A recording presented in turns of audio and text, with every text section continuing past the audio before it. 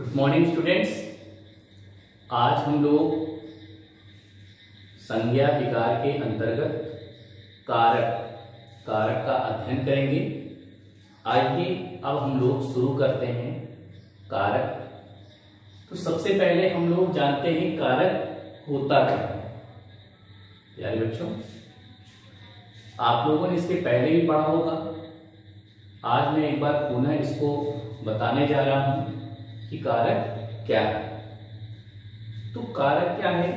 संज्ञा या सर्वनाम का संबंध वाक्य के अन्य शब्दों से या अन्य क्रियापदों के साथ जो बताए उसे ही कारक कहते हैं। यानी कि संज्ञा या सर्वनाम के जिस रूप से उसका संबंध वाक्य के अन्य शब्दों तथा क्रियापदों के साथ बताए उसे ही हम कारक कहते हैं। जैसे देखिएगा, राम ने खाना खाया। अब यहां पर देखिए, राम ने खाना खाया, यहां पर जो कारक का चिन्ह है वह क्या है? ने है। तो ने संबंध बता रहा है कि किसने खाया? राम ने खाया। क्या खाया? खाना खाया। तो यहां पर जो ने है वह संबंध बताने का कार्य कर रहा है कि राम ने खाना खाया। यहां पर देखिए आ रहा है किसने खाया। इसके बाद देखिए क्या, किसने और क्या खाया।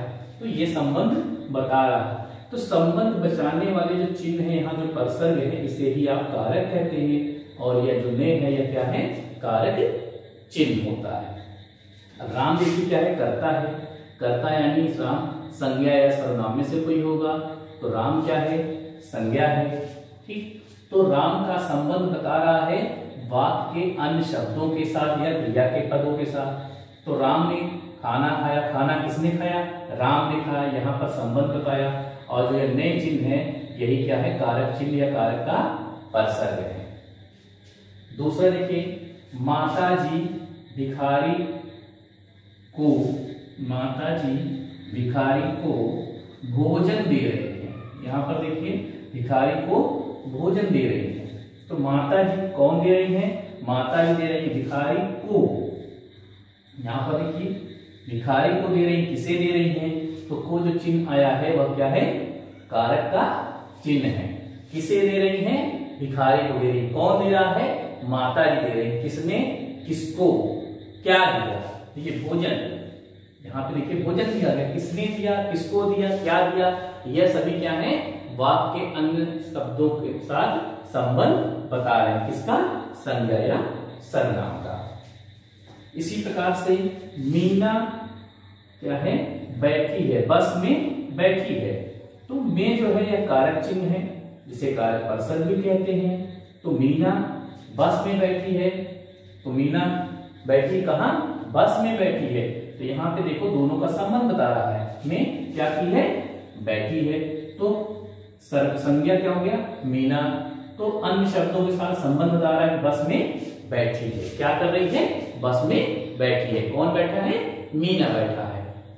तो एक बार फिर से आप लोग जान लीजिए कि कारक क्या है।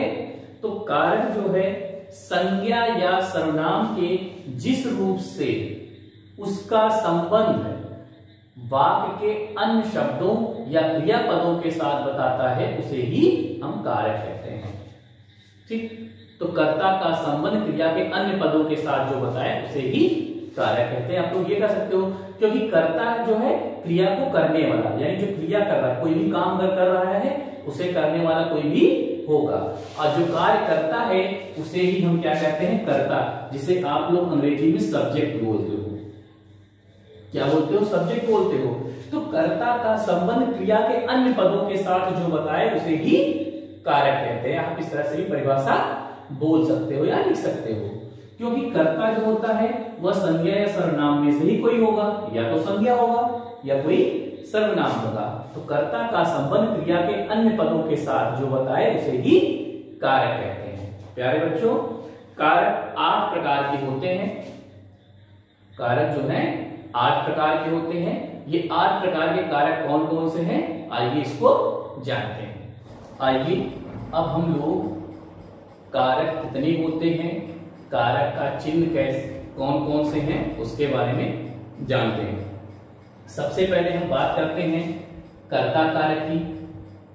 कर्ता कारक, अब कर्ता कारक क्या है, क्रिया को करने वाला। कर्ता क्या होता है, क्रिया को करने वाला, और इसका चिन्ह जो होता है वो क्या होता है, ने। इसका चिन्ह क्या है, ने। तो जैसे बताया गया, राम ने खाना खाया। अब खाना किसने खाया, राम ने, तो कर्ता के साथ जो चिन्ह लगेगा वो क्या होगा, ने। कर्ता कारक का चिन्ह क्या होता है, ने होता है, और कर्ता कौन है, क्रिया को करने वाला। फिर बात करते हैं कर्म कारक की।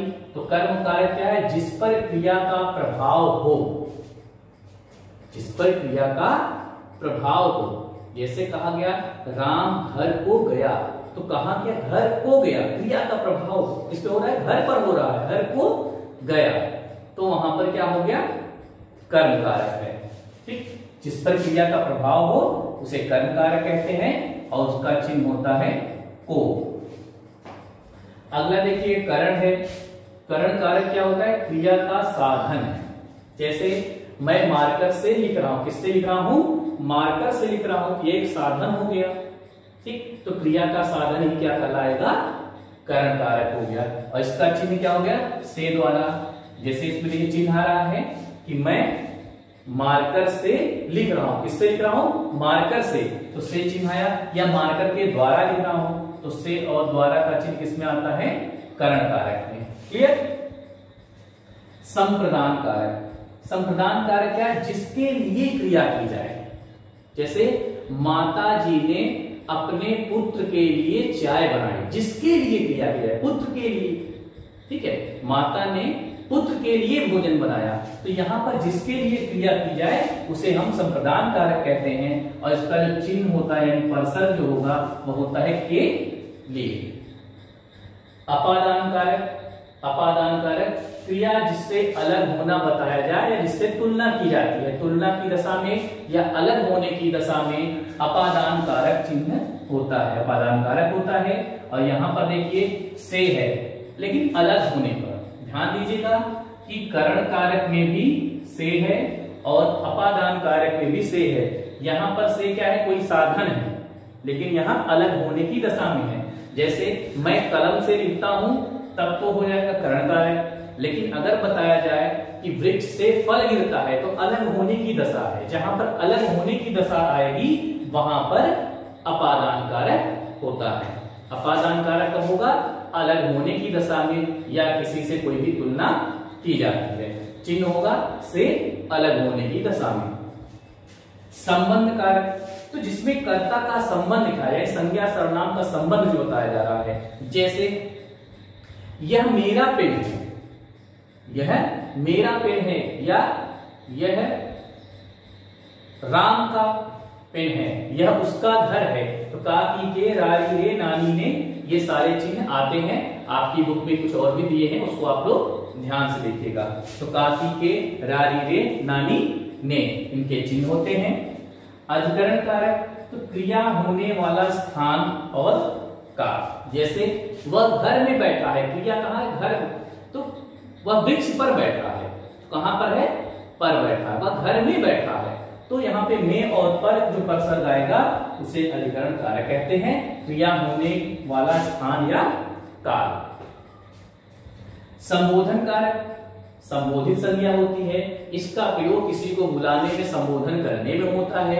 और इसमें जो परसर्ग आते हैं, चिन्ह होता है हे, हरे, वाह, राह, इस प्रकार से जो चिन्ह आते हैं उसे हम संबोधन कारक कहते हैं। प्यारे बच्चों, हिंदी में आप लोग 8 कारक पढ़ते हैं।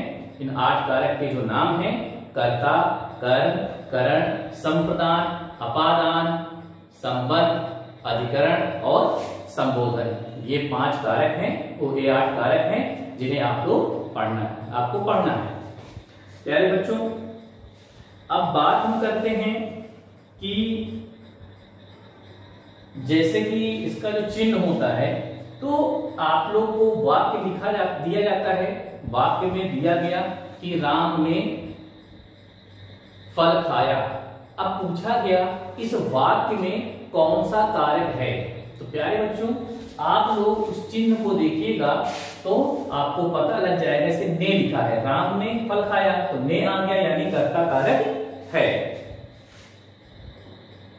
तो यह कारक तालिका जो है आप लोग अपनी कॉपी में बनाएंगे और इसके बाद आप लोग मुझे होमवर्क सेंड करेंगे नेक्स्ट डे, तो उसे आप लोग दिखाएंगे। प्यारे बच्चों, तो यह कारक है। यहाँ पर आप लोगों का जो चैप्टर है संज्ञा, और संज्ञा के विकार के अंतर्गत हम लोगों ने लिंग, वचन और कारक को पढ़ा। यहाँ पर आपका जो संज्ञा का चैप्टर है वो समाप्त होता है। आपका जो गृह कार्य होगा वह होगा कारक से संबंधित जो भी अभ्यास कार्य हैं आपको दिया हुआ है, वह अभ्यास कार्य आप लोग कंप्लीट करेंगे। धन्यवाद।